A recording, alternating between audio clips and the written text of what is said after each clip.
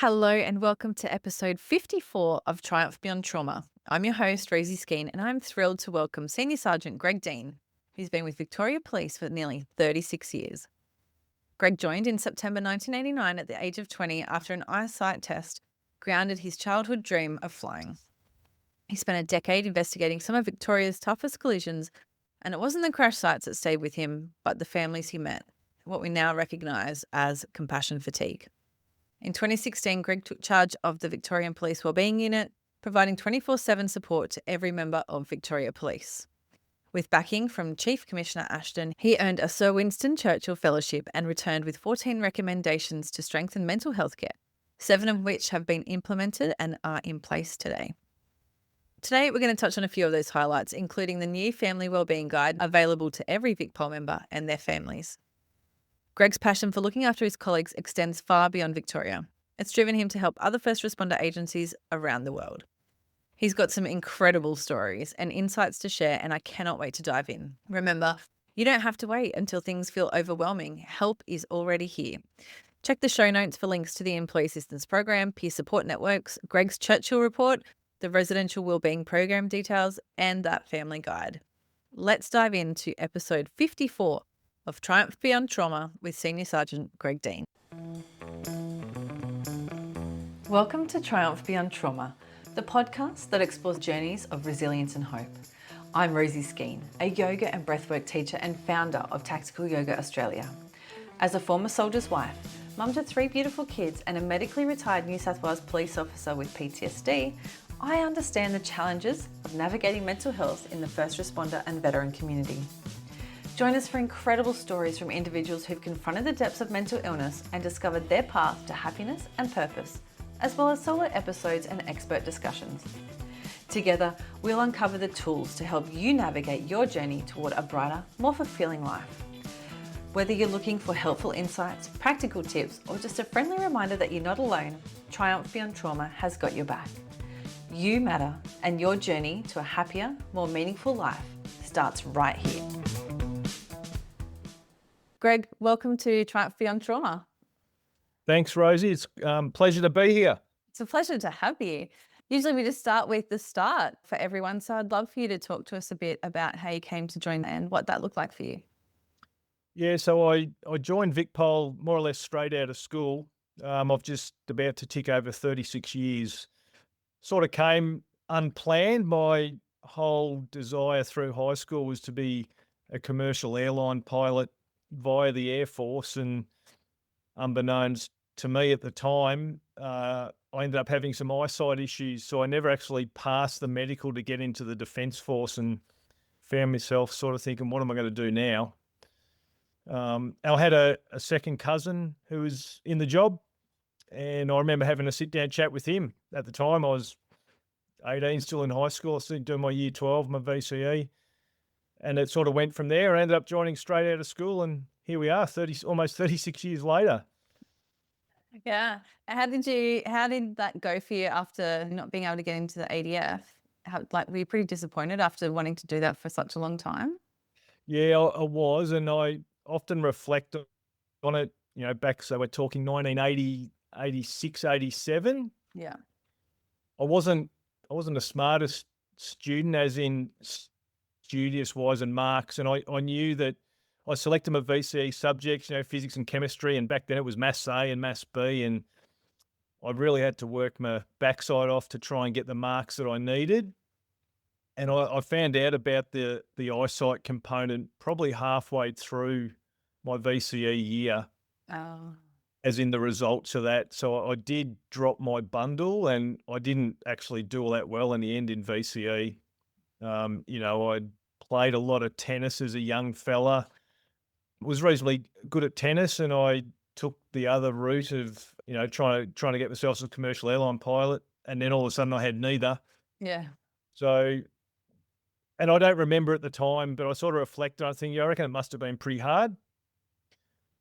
But I suppose I moved on reasonably quickly after having a conversation with a family friend, because and I'd never thought of it, had never even entered my mind being a copper. Yeah. Back then, and back then we had minimum and maximum ages for entry. I think it was Okay. 18 and a half was a minimum entry and maximum age is 35 or 36. And as it was back then, there was maximum weight limits and height restrictions and all that. So I think I left school and worked in the Commonwealth Bank as a teller for 6 months just to fill some time until I turned 18 and a half. And at the first opportunity, I found myself in training at the academy Wow. and haven't really looked back. Yeah. I still often wonder, because it was 2020 unaided vision back then, Rosie, and my understanding now is it's 2020 aided. Okay. So essentially what they were saying back then is you couldn't have glasses, you had to Yeah. have unaided vision, and it's not the case now. And I quite often wonder where I would be if things were different, but then I wouldn't have the beautiful family I've got.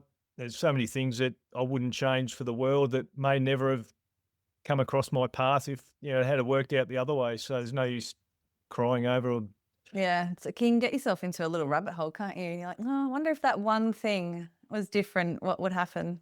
yeah.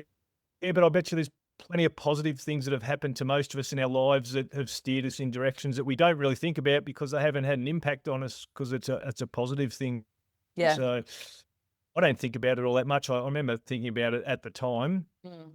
but it certainly hasn't had any negative impact. I still, every time I travel overseas, I always look up the front of the plane and think, oh, how cool's that? But anyway, So where did your career take you after you joined at 18 and a half? yeah, I really had no idea when I sort of hadn't even been on my radar, but I specifically remember when I was in the academy, we had a presentation from an investigator back then, what was called the accident investigation section. So it was a collision investigation unit that investigated fatal and life-threatening injury collisions. And I remember just being completely just so interested in this presentation. Essentially, he was investigating a hit-run collision where a pedestrian was killed after hitting the windscreen of a car. And his presentation was about him being down on his hands and knees and essentially scooping up all this broken windscreen glass. And he literally created a jigsaw with all the pieces and was able to fit the registration label back together Wow. and identified the car. And then I thought, "Oh, how cool would that be?" So from about halfway through the academy, that really piqued my interest to be an investigator at the collision unit.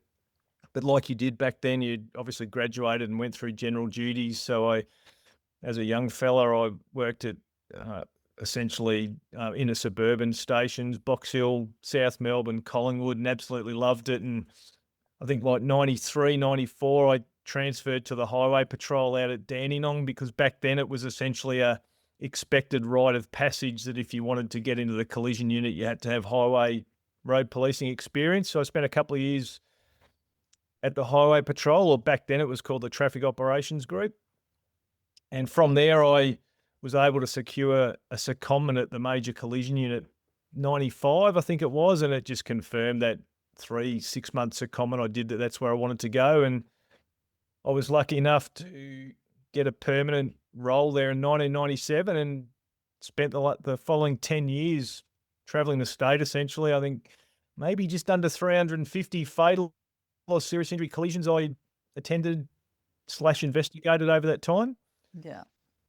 So and I absolutely loved the job, Rosie, absolutely. And the only reason I left it in 2007 was to pursue promotion.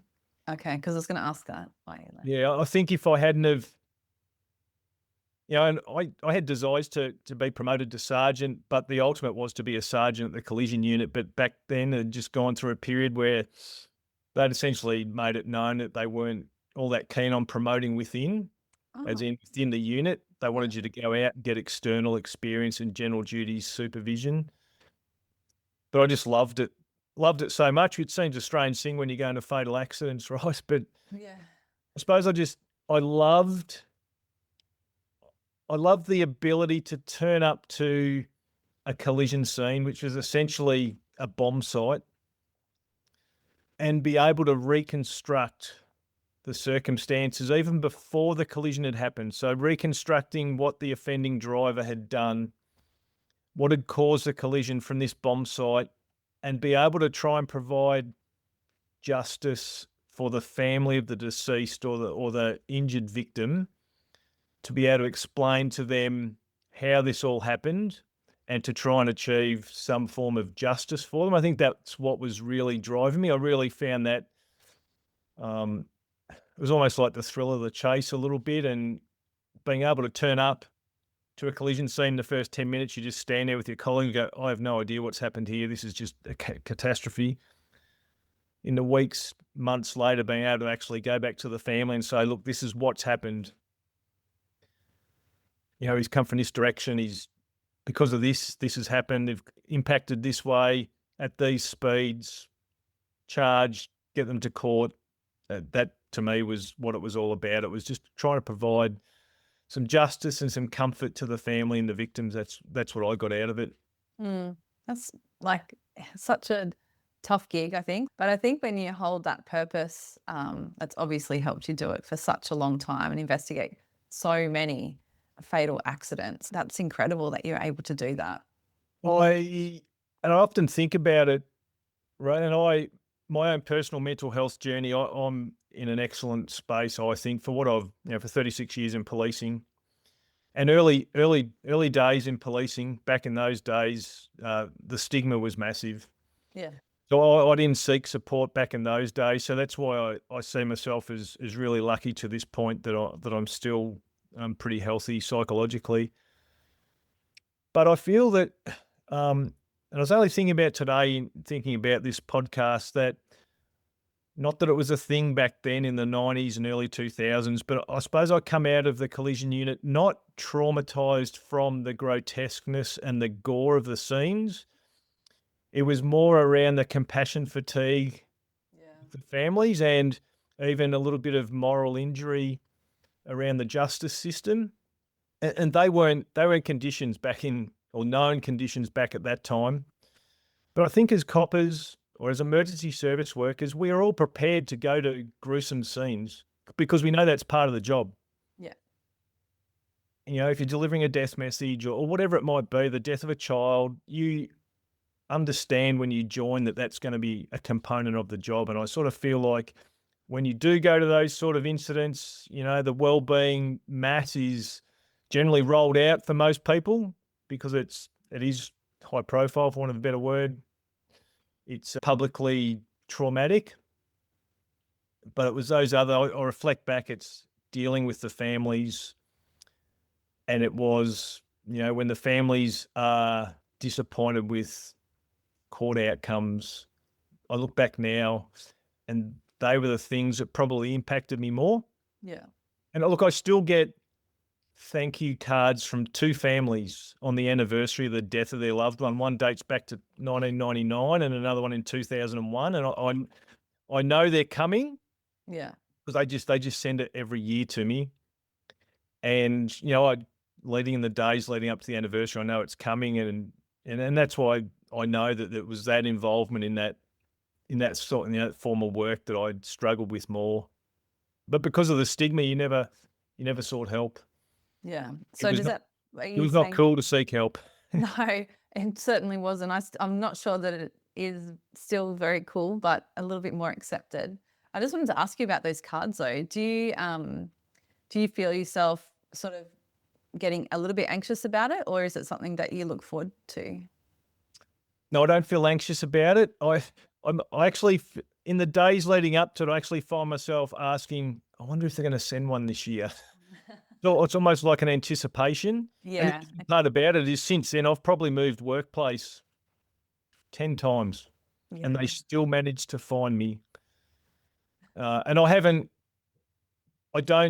on receipt of the cards, I don't reach out to them. I don't have any contact with them at all. But I don't get anxious. I actually it's that inquisitiveness as, I wonder if one's going to come this year. But it does bring me back to thinking about my involvement with their loved one that they lost. And, sometimes I think it helps me process it as well. The fact that the kind words in the cards that always come, I think is some positive reinforcement that at the time they were grateful for what I was able to do for them. So, it gives you some validation as well. So there's an element of that too. Yeah, I think that's huge because it's not something that you get often, if ever, as a police officer. So to get that every year is nice, I think. Yeah.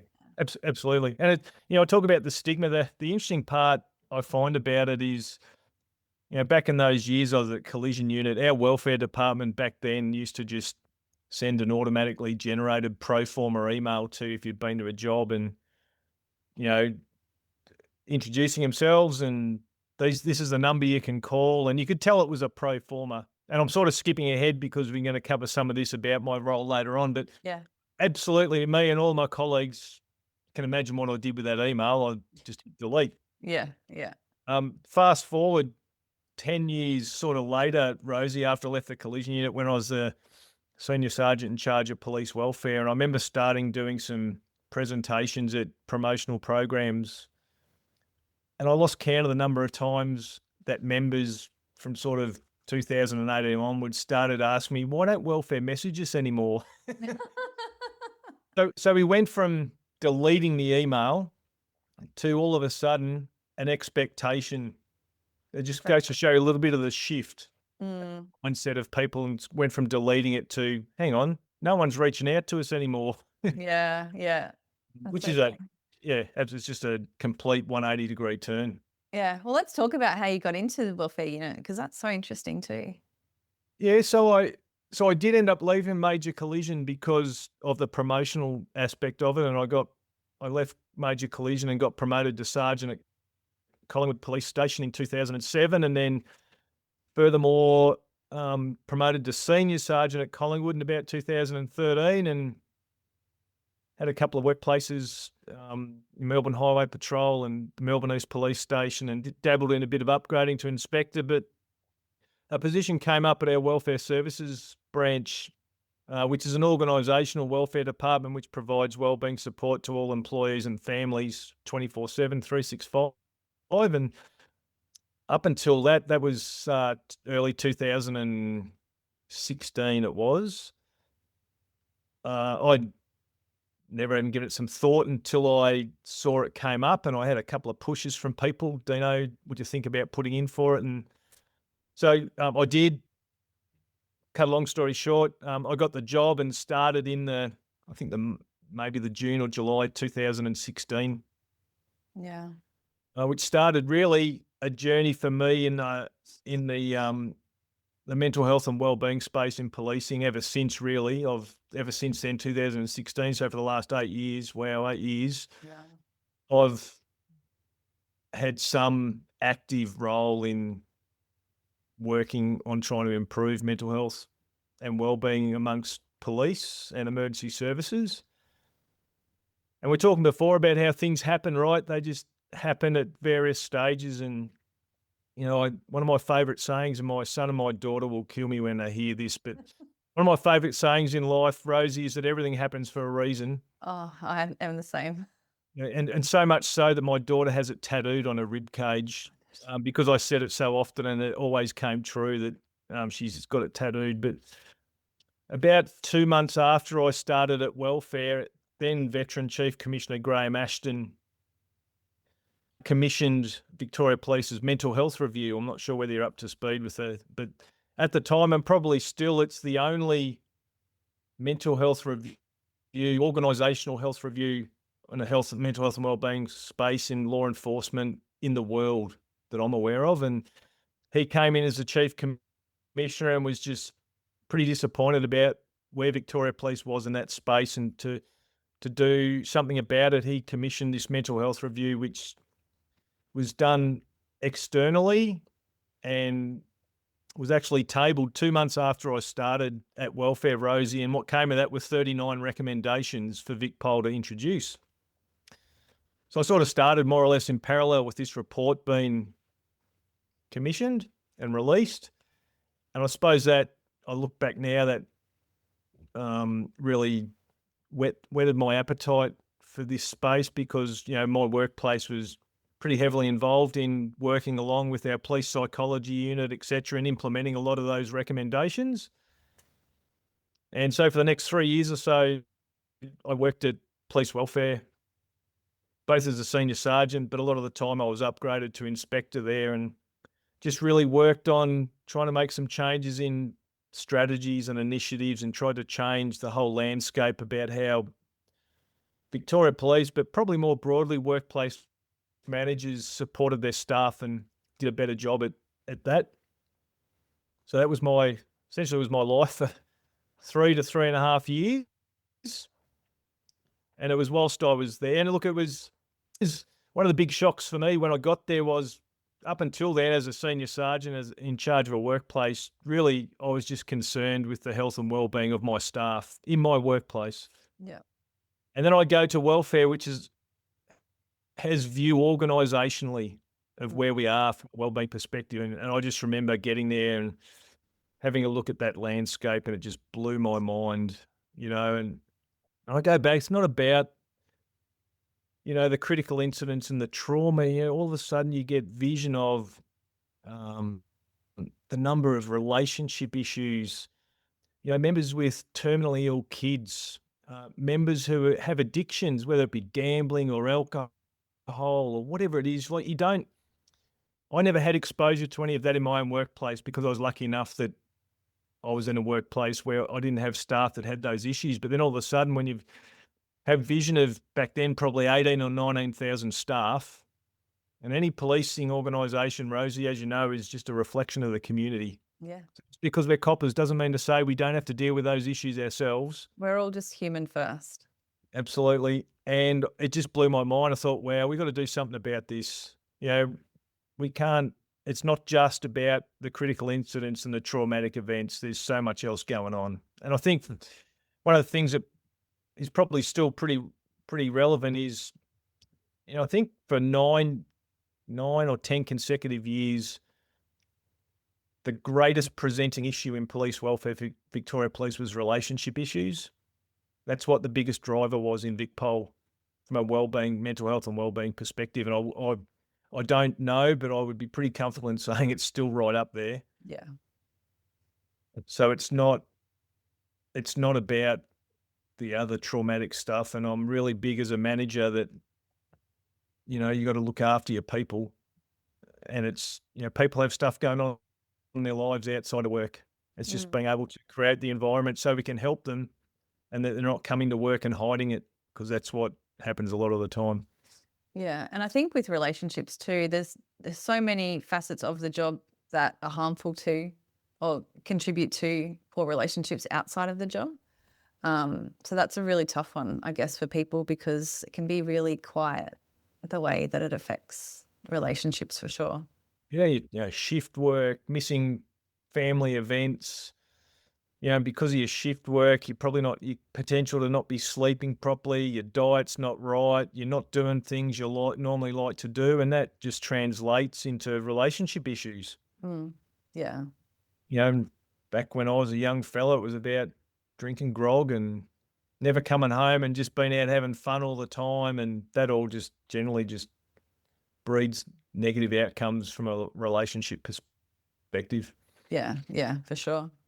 So yeah, that was, and look, I so admire Veteran Chief Commissioner Ashton, not only for what he did in regards to the mental health review, but just his whole focus that he brought on mental health and wellbeing on Victoria Police. And, he did a lot of really positive stuff that moved the organisation in a really positive direction. And because of that and my role at the time, it really opened the doors for me in a number of other areas whilst I was at welfare. So I'm always be indebted to him personally, but I always feel that he did a great deal for Victoria Police and all its staff as a rule in relation to, we did actually look differently, I believe, in that mental health and wellbeing space as an organisation. Yeah. And it just shows too that you got to lead from the front with that sort of stuff as well. Like everyone, I truly believe that even the most junior of constables can make a difference in their work environment. But when you've got leaders like that saying this is something that we need to focus on, that's how it takes effect. And it wasn't just that either, Rosie. There was a time, and maybe it was I think it was 2017, 18, he actually publicly took about 7 or 8 weeks off work because of his own health and well-being, and he announced it so publicly to all the workforce on an email, and just so I need to take I need to take some time out. Work's got to me, blah, blah. And I'll never forget how our email inbox at Welfare almost exploded under the sheer number of emails that was coming in around how courageous and how thankful they were that the boss was so open about, he's doing it tough. And because it was okay for the chief commissioner to do it, all of a sudden it was okay for the newest Connie at the local police station. So it's exactly what you're talking about leading from the front. Yeah, yeah. That's amazing. Yeah. Do you want to talk about your Churchill report? Sure. I've warned you, Rosie, I'll talk for days. If you keep asking me questions, this will become the longest podcast in Triumph Beyond Trauma history. Yeah, look, so back in 2017, so I was still at Welfare, and I'd never heard of a Churchill Fellowship, and it was actually my inspector at the time, Inspector Margie Lewis, who'd mentioned to me the applications had opened in 2017. Said, "Hey, Dino, have you thought about putting in for this? You're putting a lot of effort into the work around welfare and what we're doing with the mental health review. You might be able to use this as a bit of a vehicle to get some stuff done." So that was the impetus for me. And so, having never done one before or anything like that, I applied for one in early 2017, and it was probably the most intense application process I've ever been through. And I suppose when you look at it, Rosie, what came of it, I can understand why, because, I ended up spending 12 weeks traveling the world. My scholarship, my fellowship, financially was, a big impost on the Churchill Fellowship. So I understand why they invested so much energy in the selection process.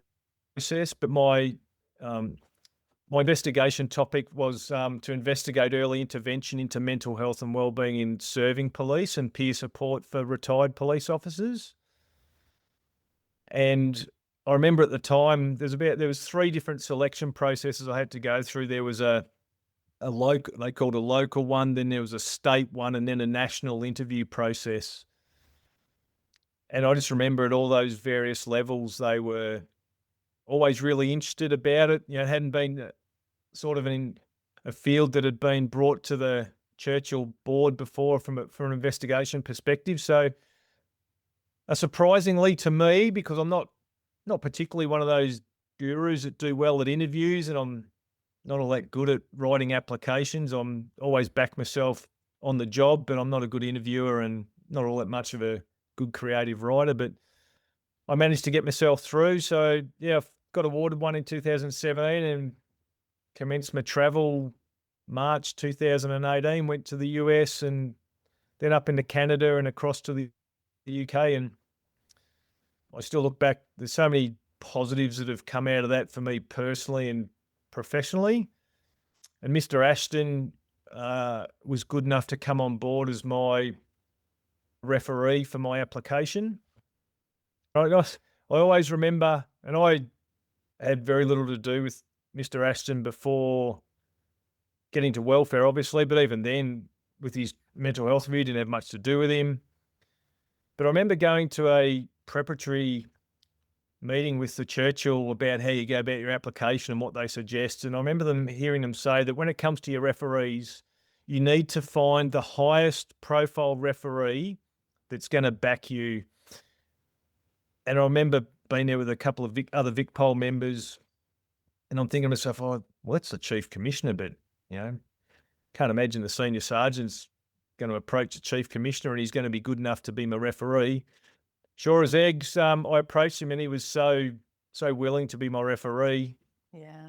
So it was potentially the most influential referee I could have had, the chief commissioner of your organisation. And so apart from what he did for the organisation, he was always very supportive of everything I was doing. So that I have no doubt that assisted me in being successful in that application. And even when I came back, when I tabled my report with my recommendations and I sat down with him, he was very accommodating.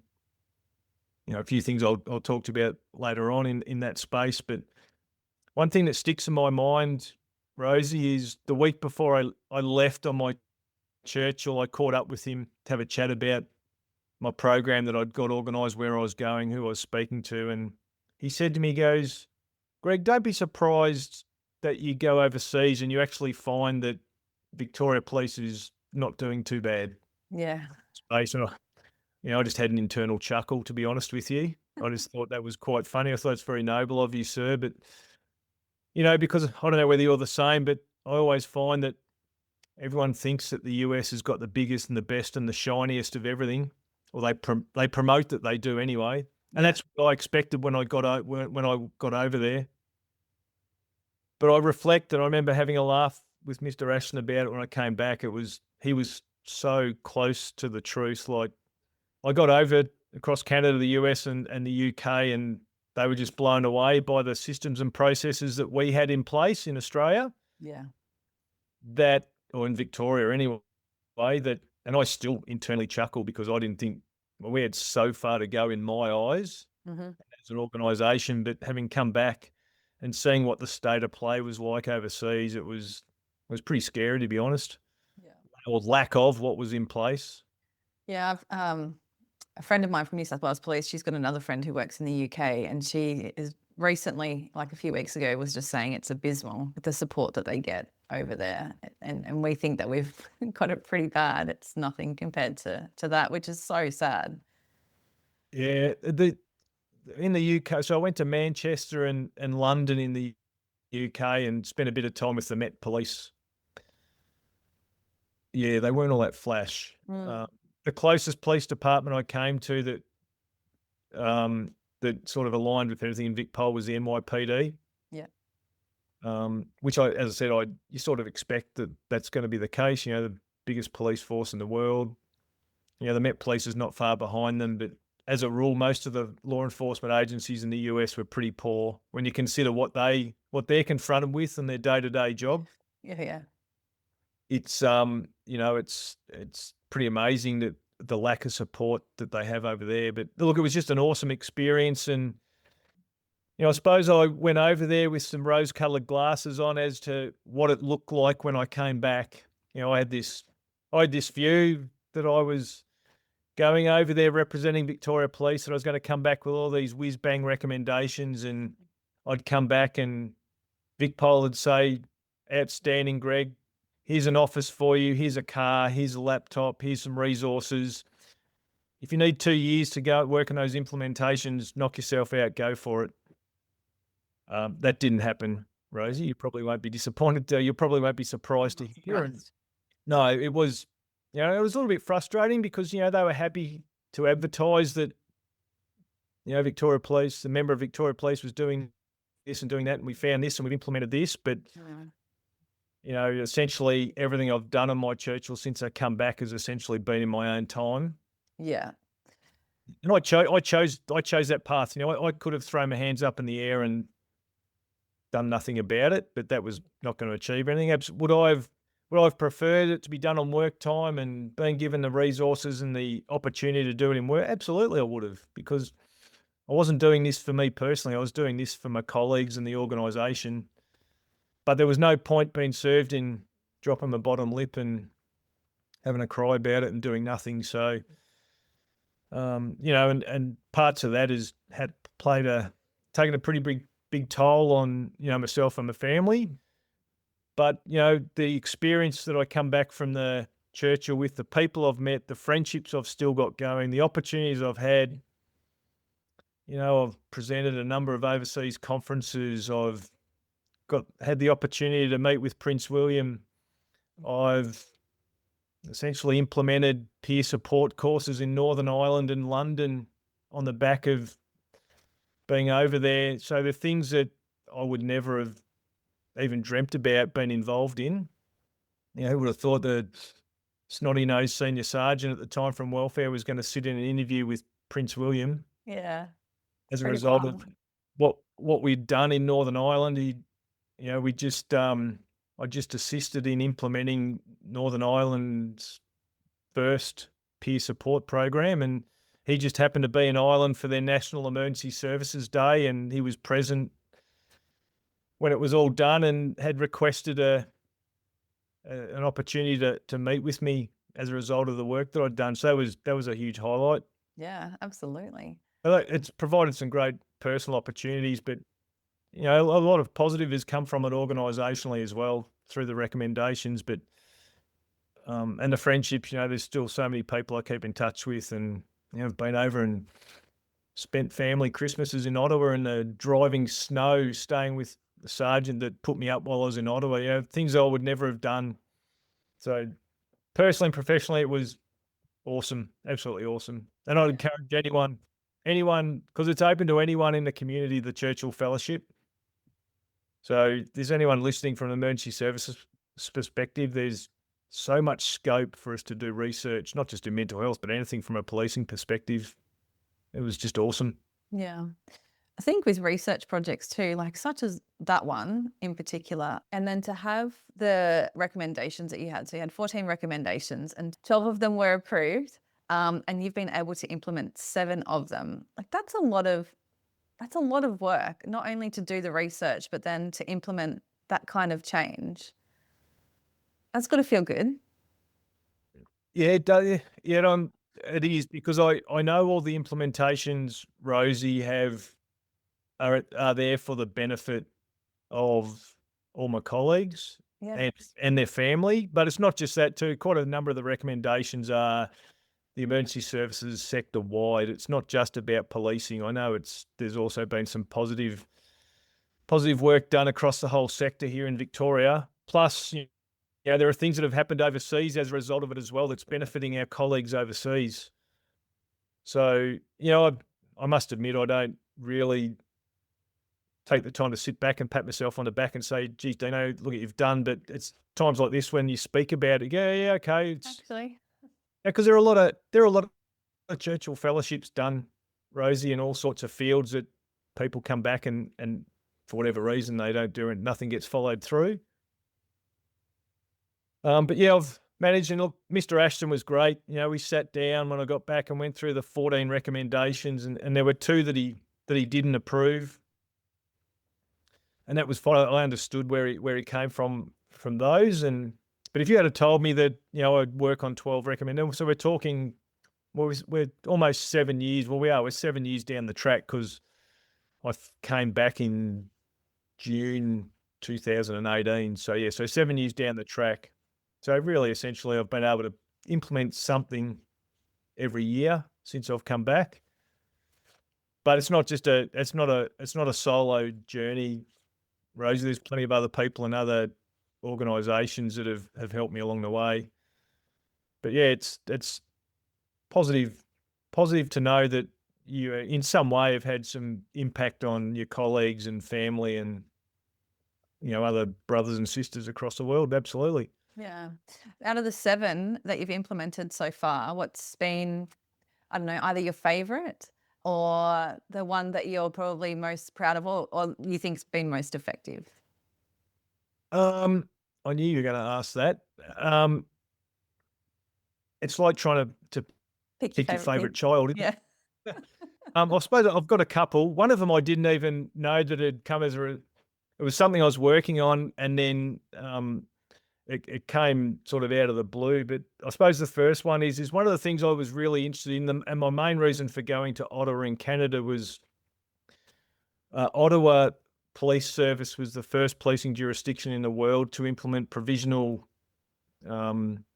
presumptive legislation for PTSD. Yeah, I'm glad you said this one. So that was my first, the sole reason I went to Canada.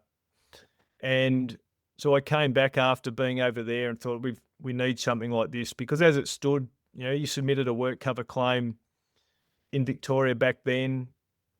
If you were lucky enough to get your claim approved, generally people weren't submitting their work cover claim from an early intervention perspective. They'd already been unwell for a long time. Even if they chose, a lot of people don't choose to submit one, a work cover claim, just because of the stigma around it.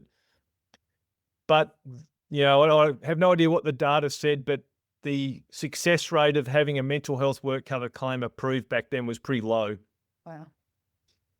And on top of that, the damage that was done to employees, either on the back of having their application knocked back, the detrimental effect, what I quite often I'd term as sort of organisational betrayal.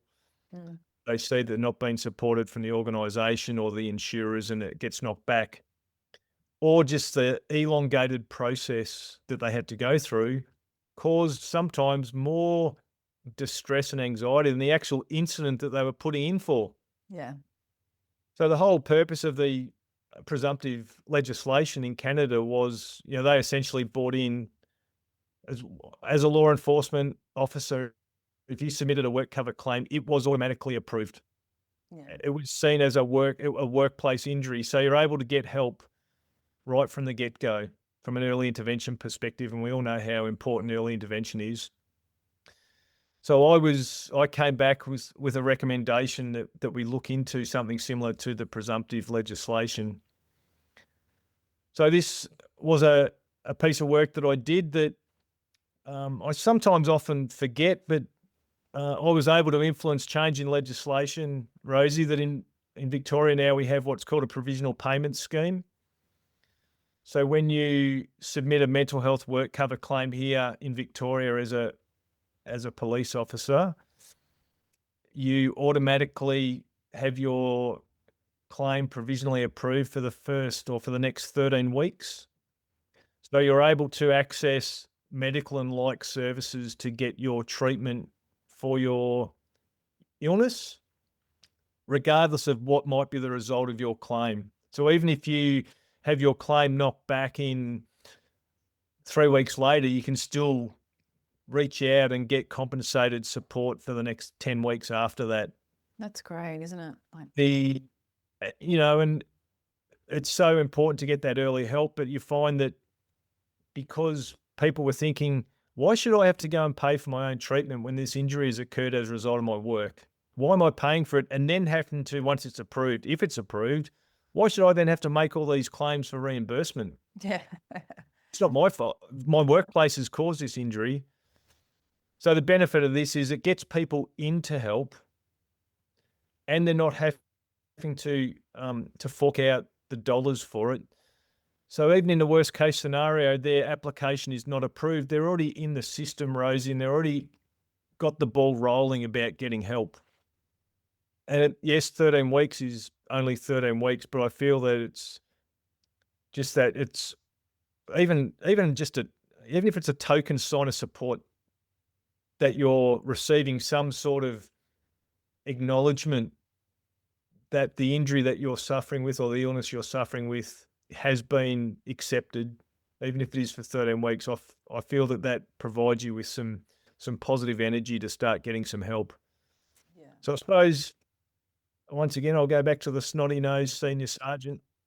Who would have thought the snotty-nosed senior sergeant would have been able to influence legislation, hey? So, that was one, and I suppose my other one has been the family education journey that I've gone on, which is only relatively new. So I came back with a recommendation that we educate our families better on how they can support and identify their emergency service loved one who might be struggling. Because after all, our families and our loved ones are the ones that are more likely to notice change in us. Because we all know that when you come to work, because of the stigma, you put your uniform on and it's like you've got a Superman suit on and you don't want to admit that there's an issue. And you don't spend as much time with your work colleagues as you do your family. So, always explain to someone, if you educate your family members and your loved ones, it might be something as simple as, one of your kids thinks, jeepers, Dad's yawning a lot more. He's not sleeping as well as what he used to. The kids might just relate that to Dad's had a couple of late nights watching the golf. He's just tired.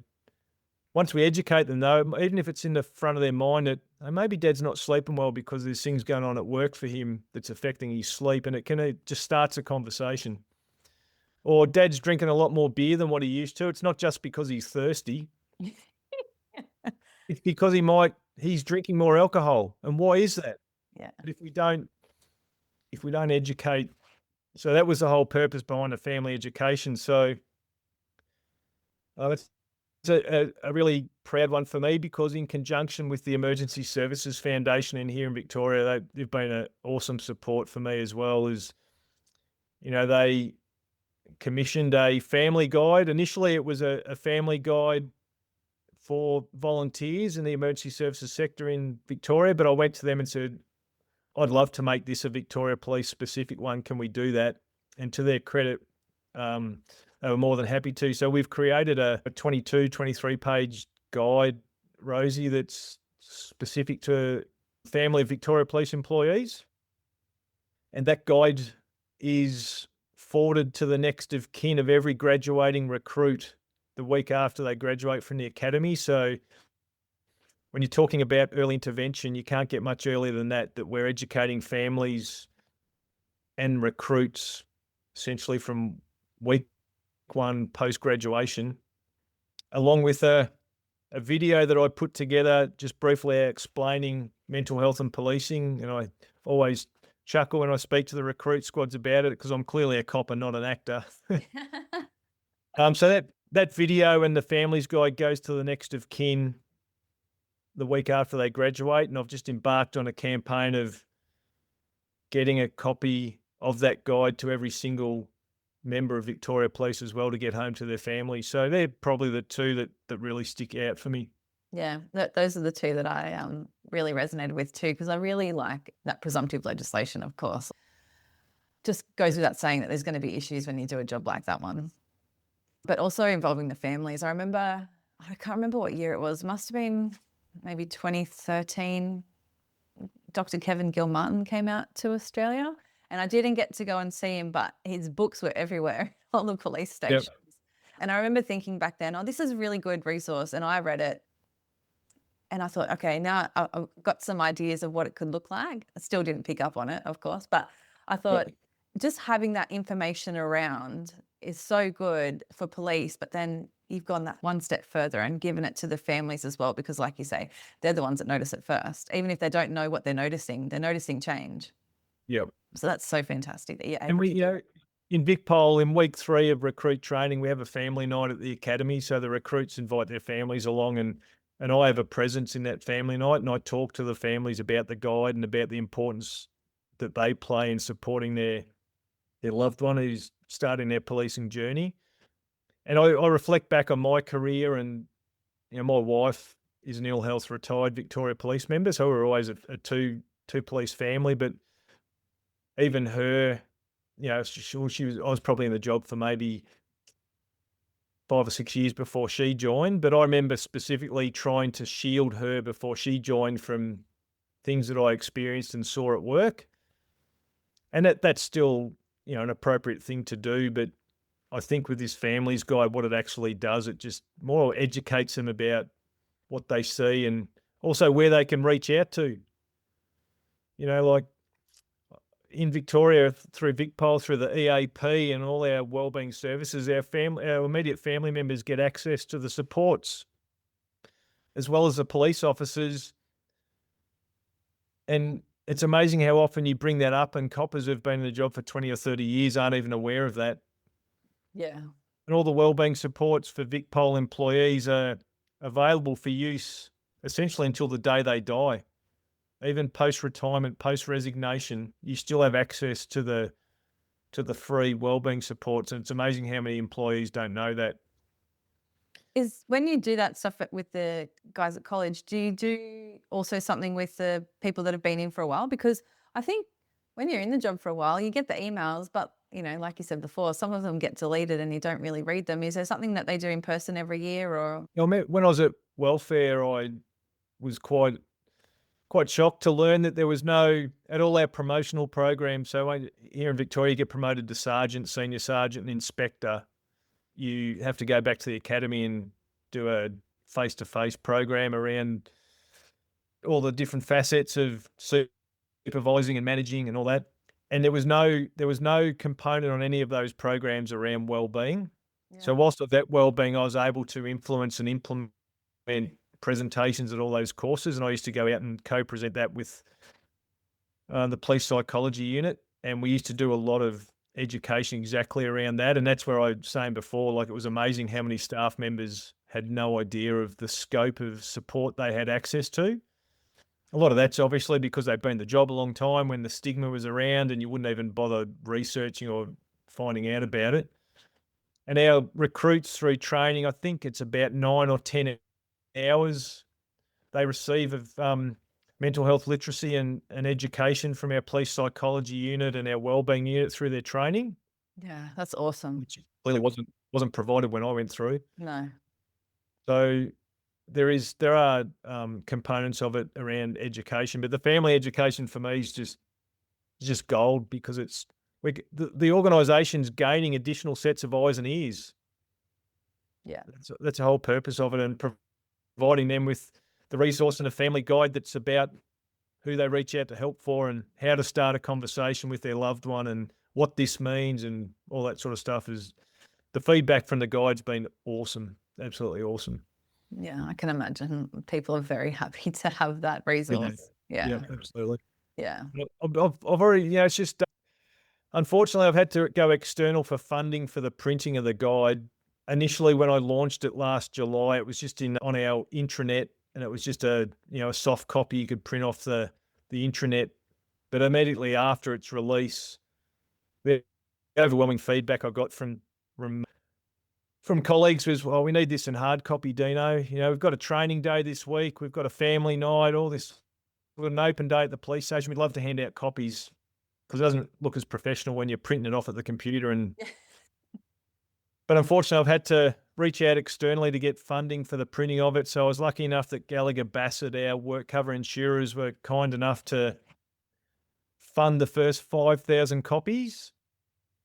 And I've reached out to Bank Vic, one of our policing financial institutions here. I've got an application in with them at the moment to print the additional 20,000 copies. So hopefully that I hear from that positively soon, which will allow us to print up enough copies for every single copper's family to have a copy of the guide, which will be awesome. That's amazing. Hopefully you get that one across the line for sure.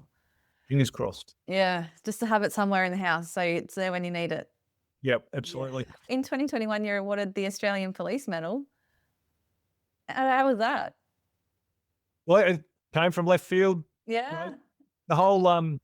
The whole application process is all confidential, right? So I didn't even know it was a thing. I didn't even know that it was an application in for me until like about 6 months. So I got mine in the Queen's birthday honours in 2021. And it was like about 6 weeks before it was all announced. I got this random email saying, there's a nomination in, would you like to accept it? Oh. It's a really strange email to get, especially when you're not expecting it. Yeah. So yeah, I had a colleague who's obviously put a significant amount of work in. So my Australian Police Medal is around my work as an investigator at Major Collision Unit, but moreover about my work in what I've been able to do and achieve from a mental health and wellbeing perspective, both within Victoria Police and amongst the community. So yeah, it was a great honour. And once again, most people who do stuff, we don't do it for the accolades, we don't do it for the honours, but it is nice when you get it. Yeah. Really something that, there's a great opportunity to share it with my wife and our 2 kids, and it'll always be something that, particularly the kids will be able to remember.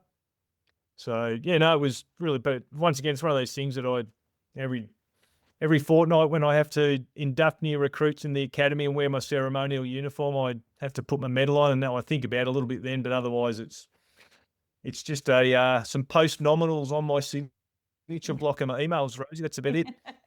A few extra letters.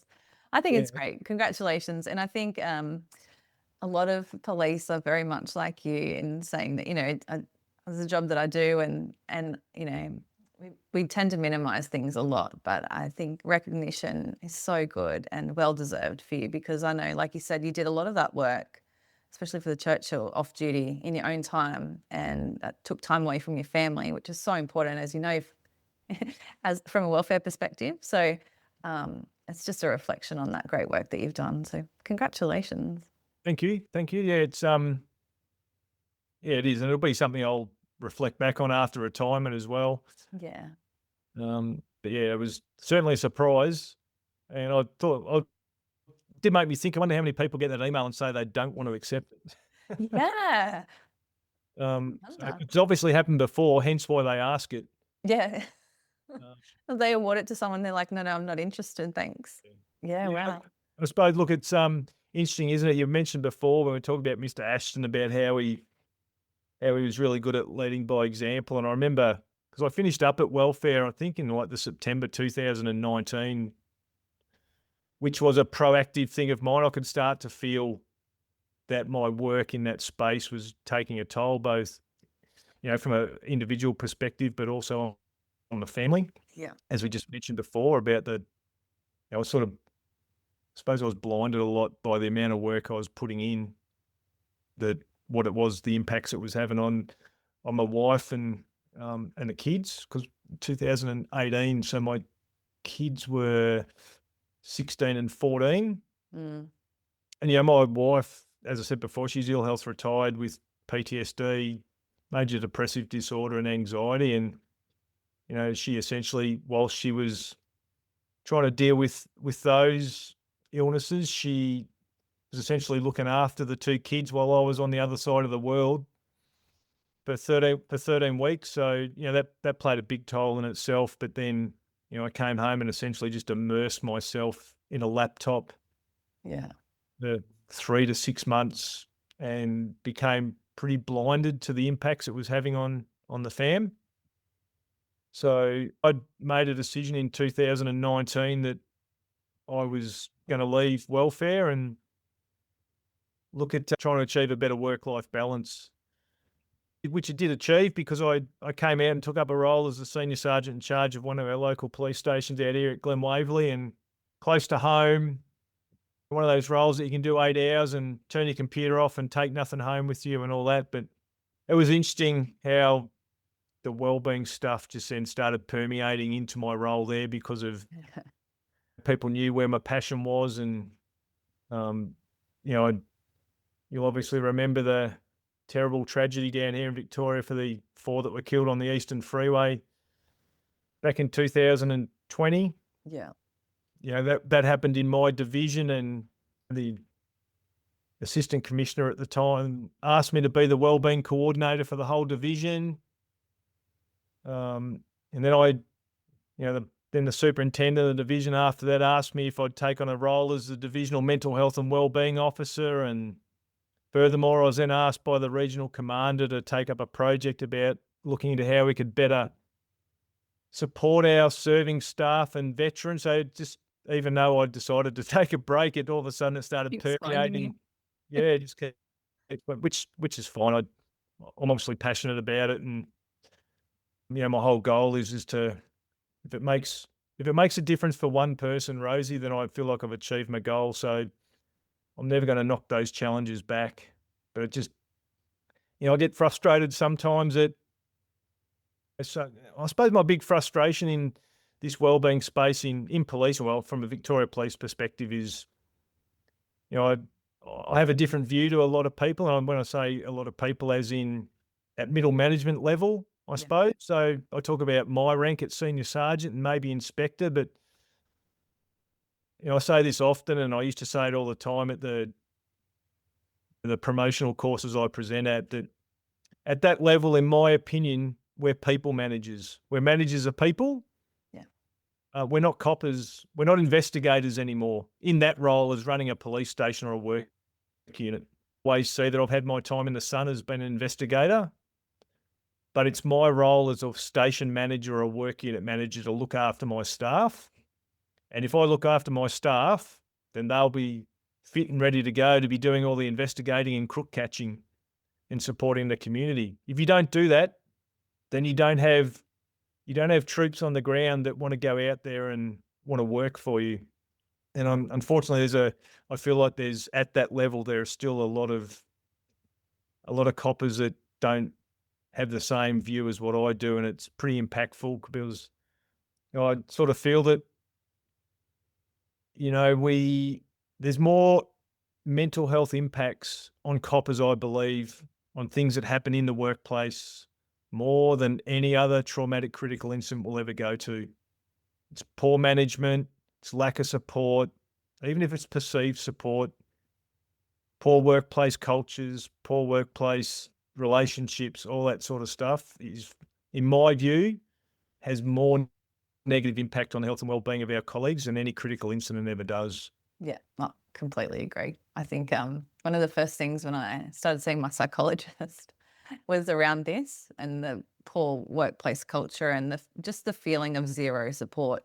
And on top of that, not feeling support, but actually feeling targeted as well is pretty hard, especially with mental health in the workplace, hassling and, why are you taking so much sick leave and what's going on? And, you're going to get put on a report and all that sort of stuff, It's counterintuitive to like looking after your team and saying, what's going on? Are you okay? It's like, this is going to happen and these are the repercussions. And so I completely agree that there's a lot of work to be done in those roles. Yeah. Yeah, and I look back on my wife's journey that led her to where she finds herself now, being ill health retired. And, the initial incident was a traumatic event. Two of her colleagues were killed in a collision. Mm. But I still feel, and she agrees with me without speaking for her, that it was the lack of support that came from management after that, zero support after that. But then it sort of kicked off again 12, 14 years, or 12 years later at a different workplace where there were just people in her workplace that had zero work ethic. And because she had a sky high work ethic, she was targeted, bullied, ostracized, and there was no management support around that. So similar to what you were just saying, just for doing your job, you become the victim. And it's just, it's really tough, particularly in a job that you love. So yeah, it's that sort of behaviour, I think, which causes more issues for coppers than any critical incident or traumatic event will. Yeah. As soon as I hear like you're not being supported at work, it just goes so much deeper than that. Like, yeah, it's hard for sure. Big shout out to Tactical Yoga Australia, empowering first responders and veterans on their journey to enhance mental wellness through the transformative practices of breathwork, yoga, and mindfulness. Our mission is to guide individuals from burnout and anxiety to a state of calm, well-rested happiness. Life can often feel like a challenging rollercoaster, and we're here to help you navigate those ups and downs. Our commitment is to assist you in achieving self-regulation and consistent positive progress toward mental wellness. For additional valuable resources and ongoing inspiration, visit tacticalyogaaustralia.com. Now, back to the podcast. I suppose, Rosie, another recent, really passionate recommendation out of my Churchill for me was the establishment of a residential wellbeing program pilot that the Emergency Services Foundation here in Victoria have just concluded. Yeah. And that all came about because whilst I was away, I visited a number of what they call in the US retreats.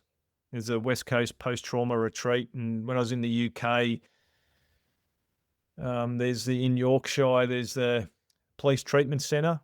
And I was so lucky to be given the opportunity to so they're residential programs that police officers can seek support and treatment in. And I was so lucky that both those organisations were happy to accept me as an observer and actually stay there and be part of the program. So one of my recommendations was to come back and set something up like that. And when I sat down with Mr. Ashton and we went through the recommendations, he says, I really like this one, referring to the residential wellbeing program. He says, but Greg, I don't hold out much hope for you to be able to get anywhere near this if you just try and do it on your own with all the red tape that'll be put up in front of you from an organisational perspective. But I've got just the person I want to introduce you to that's going to help you. That's awesome. Okay. So back then, all the chief commissioners or CEOs or heads of agency in the emergency services sector in Victoria used to meet regularly with the Emergency Services Foundation, and Mr. Ashton took me along and introduced me to the CEO of the Emergency Services Foundation, Susan McKenzie, who through her own journey had shared a similar passion for a residential type program. Anyway, since 2018, I've been really aligned closely with the ESF around a lot of things because they do so much good work for the whole sector here. But, the ESF have put in a power of work to work towards this recommendation. And through last year, we're able to run 6 pilot programs with this residential wellbeing program in Victoria. And I was lucky enough in 2019, the ESF awarded me a scholarship. So the year after I came back from my Churchill, I was awarded another scholarship through the ESF to do some further research essentially into residential wellbeing programs. But this time I travelled into New South Wales and Queensland to look at the programs they ran. Yeah. So I came back and did a report with some recommendations around establishing one here in Victoria. But the one of the main differences, or the two main differences with our program that's been piloted down here, Rosie, has been that ours is based around early intervention, whereas all the ones I visited overseas essentially were for members that had either been diagnosed or are already off work or were in a really tough way. So this program targets early intervention, and the other thing about it is that it's available across the whole sector. It's not just for police, it's the whole sector, both volunteer and paid. So one of the things that the ESF and I are so proud of is that, as far as we know, this is the only one of its type in the world, in that it's an early intervention program and that it's for the entire emergency services sector. It's not just one denominal, it's the whole sector, and it's both for paid and volunteer. So there were 6 programs. There's a 4-day residential program run down on the Mornington Peninsula here. Terrible spot to go. Terrible spot to go. And we laugh about it, Rosie, but from my research, it plays such an important role. Absolutely. The Yeah. location, whether it be out in the countryside or whether it be down by the beach, it's just so important, the location. So we ran 6 pilot programs, and Phoenix, Australia were asked to evaluate the program, so that once the pilots had finished, we had an evaluation about how we could move on, and that evaluation was only released at the end of May, and it was just so the evaluation just came back way better than we could have hoped. It's just got so much promise for where we go from here. So was that from the participants that did the evaluations and Yep. through Phoenix? Yeah. Yep. So Phoenix essentially evaluated the content, the course, did interviews with all the participants the week. So everyone who went into the program was assessed before they went in for suitability. Then there were assessments done the week after they finished, and an assessment done 6 months after they'd left the program, and that was all evaluated. So there were 48 staff who did the program. And the big key findings that came out of it, Rosie, were the mental health improvements. So, there's significant reductions in psychological distress and PTSD symptoms, both the month after they, immediately coming out, as well as a month after, which is so important that it's not just the broader positive impacts around, the quality of life, the ability to work despite mental health challenges were just awesome. Really high satisfaction rate. So the feeling of being supported by both their employer and the ESF supporting them in participating in the program. The ripple effects were massive. So the positive impacts on loved ones and families from the improvements picked up by the people who attended, and also work colleagues. Yeah. Okay. So that was a sort of probably a bit of a finding that we weren't quite expecting to be so positive. And the other one is the cost benefit, the potential for cost benefit around work cover claims. I think the research showed that from a Victoria Police perspective, the average cost of a work cover claim is about $111,000, $112,000 per claim, the average. Yeah. Yet the cost to attend this program, if you were paying for it, was $4,500 to $5,000. So you don't need to be good at your maths to figure out paying $4,500, $5,000 from an organisation's perspective to have such positive impacts on your employees compared to spending on average of $112,000 is pretty obvious. So Look, that's also just a really, really, really good news story. Yeah. And so are they going to continue now with those residential programs after that initial? Yeah, so those 6 as I said, it was about 4,500 to $5,500 per participant. Mhm. Um, we got some really good sponsorship from a number of sponsors to fund those 6 pilot programs. Moving forward, after we've had such a good, and the valuation is so important, right, in being able to move forward with this, because the idea, our plan is this becomes business as usual. This becomes the norm in Victoria for the whole sector. Yeah. So we're getting to a stage now after this evaluation where we just need to be able to secure some funding to be able to do this, and we were hopeful. We had some early indications, particularly from an early intervention perspective. There was some really positive interest from some of the work cover insurers, because obviously some benefits in it for Oh, them too, right? sure. So yeah, for us, it's about securing the funding now to make this BAU. So I suppose I'd be silly not to take the opportunity, Rosie, that if there's some philanthropist on this That's listening to this it. pod that would like to assist with the program, please reach out, because it's even just the 6 pilot programs just was so beneficial, and the evaluation results were awesome. And I'm happy to share that evaluation report with anyone. It's just did some awesome stuff, and the location was awesome, and the owners of the accommodation where we're at are still happy to help us out. And so yeah, we've just got to try and look for that funding. That's where we sit at the moment.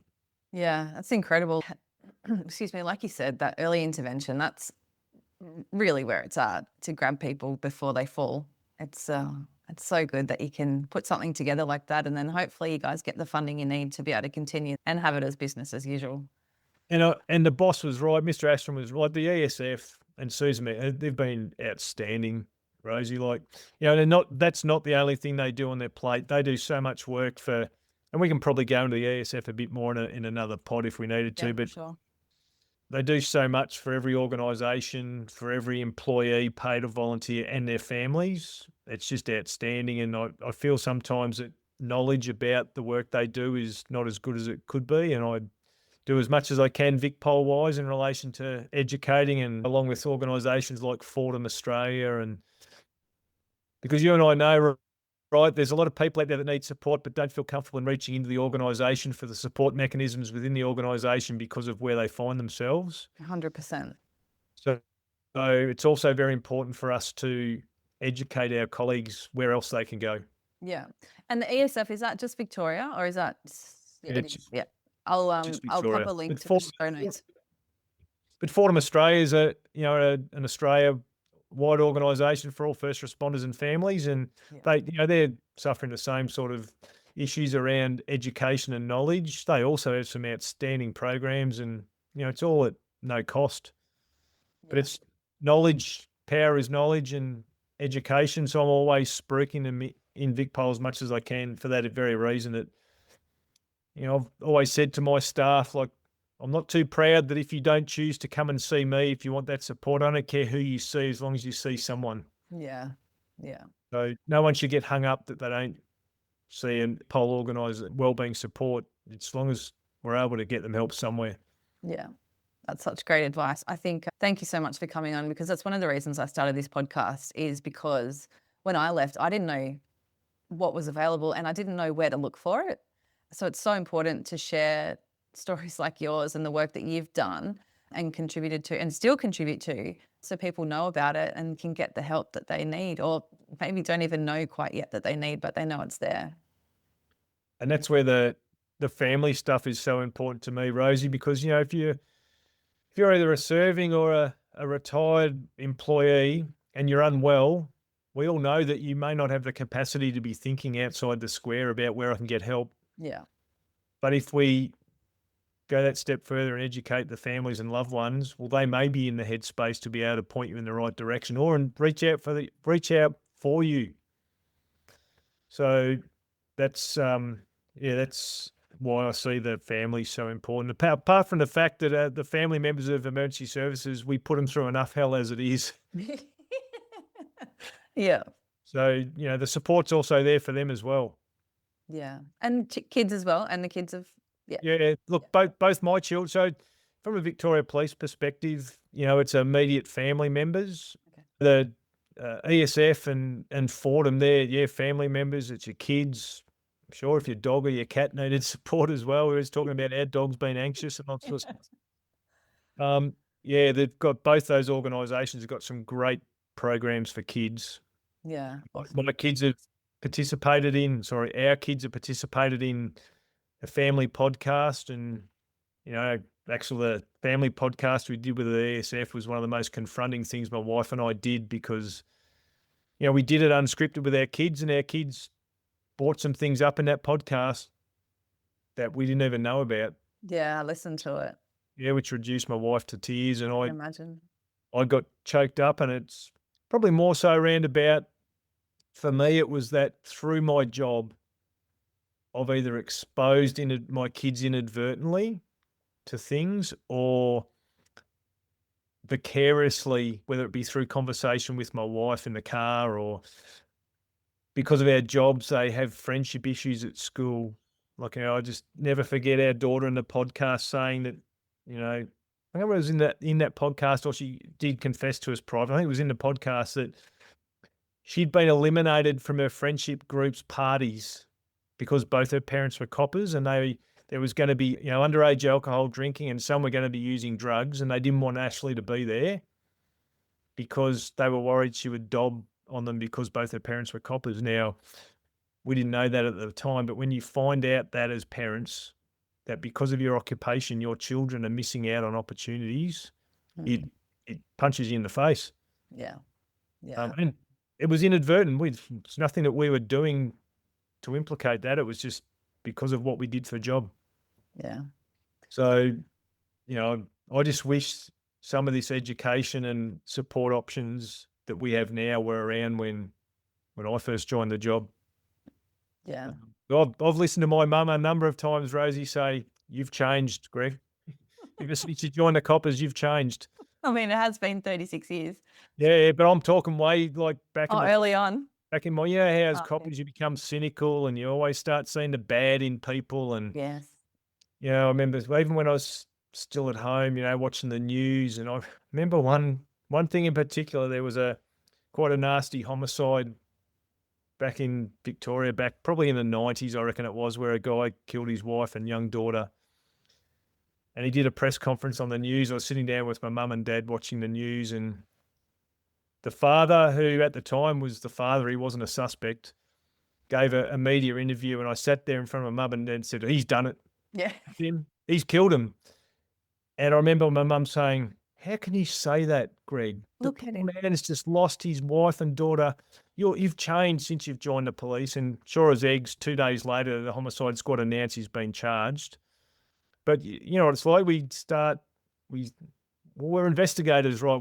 We're trained to be suspicious, but we do, because majority of our career we deal with people at the worst part of their life, or in worst stages of their life, or their day, or their week. You start to see the negative in everything. Yeah. And so, just got to be, the lesson for me with the kids is kids are sponges, Yes. and you just got to be so careful with conversation and what you say. Yeah, you really do. They pick up some stuff that you just didn't even realize happened. My kids tell me stuff. I'm like, oh, really? I don't even remember that at all. So, yeah. And that was part of the reason why we did that podcast, and why we're really proud of the kids, because they're quite often happy to talk about it. And both of our kids have utilised our EAP and VicPol for issues they were facing at school, because they sometimes didn't find it, that they're able to reach out to the school counsellor. So it does have benefits, but there'd be so many coppers out there that don't know their kids in certain circumstances are able to access it. Yeah. And that's the other thing too. I know even for us as cops, getting help that is effective because of the nuances of the job, but for kids as well, especially having two parents as police officers, that's a special kind of help that you need. And not just any school counsellor could do it. So it's fantastic that those services are available. Yep. Yeah, for sure. Absolutely. So it's I would now, having said all that, I've absolutely loved every 36 years that I've done. Like, it's been a great job. I still get up every morning looking forward to going to work in my role at the moment. And every role I've had, I have, Rosie. Yeah. Yeah, there's negatives to policing, and I don't think I could go and work the divisional van now. Looking at what the young guys and girls put up with, Oh, I look at the fun I had as an operational copper back in the early, like it was elite when it came to having fun. yeah. But I look at what the young guys and girls have to put up with now from sections of the community, the media, social media. It's a hard gig. It's really a hard gig, which is probably even more so why, as managers, we need to be more on the ball about, because let's face it, the young kids nowadays, compared to when we were at that stage, they know what they want, but they want it now. But they're not afraid to speak up, Yeah. which I think is a good, when it comes to the mental health and wellbeing space, that's probably a good thing. And maybe give them another 10 or 15 years when they become the station manager, it won't be as difficult to them to be supportive and to normalise workplace conversations about mental health and wellbeing, because we've been brought up in an era where it is easier and it is more common to talk about it. Yeah. And that's how we make change. Right? Yeah. We've got to start from there. Absolutely. Before we finish up, I forget sometimes, but I would love to ask you, especially with the positions you've held in welfare, if you have any advice to people, especially at work still, because that's what we're talking about today. Any advice for anyone there that you can impart on us after all of your work and research? Yeah, my advice to anyone who is feeling like they're struggling, or any managers, we've spoken about it not long ago, early intervention is the absolute key. So the first opportunity you have as a manager to support a staff member, or as someone who's struggling, the first opportunity you get to speak to someone about it, please do it. And from a manager's perspective, please treat any employee that comes to speak to you or your staff members as a legitimate concern. So often I hear of managers not believing or flippantly making comments about people who are reporting they're not traveling well. We just need to make sure that they get the help the earliest they can. And I would just love it that every workplace would get to a stage where people are encouraged and it's normalised to speak about mental health and work and well-being. Yeah. Every workplace, it should be just normal. It should be just part of the vernacular. Yeah. So they're my two pieces of advice: early intervention and normalise mental health conversations in the workplace, so people are more likely to seek the support. Absolutely. Thank you so much for coming on today. I've loved this conversation. Not a problem. It's been great chatting to you. I hope you've enjoyed today's episode. If you have, make sure to hit subscribe so you never miss any new ones. We release fresh content every Tuesday. And while you're there, take a moment to leave us a review. I would genuinely appreciate your thoughts. Don't forget to connect with me on Instagram and Facebook at Tactical Yoga Australia, and share this episode with your friends, family and workmates to spread inspiration. Your support means the world. My name is Rosie Skeen. Join me again next week for another empowering and positive episode of Triumph Beyond Trauma. Until then, be kind to your mind and trust in the magic of your consistent and positive efforts. Triumph beyond your trauma is closer than you think. Have the best week.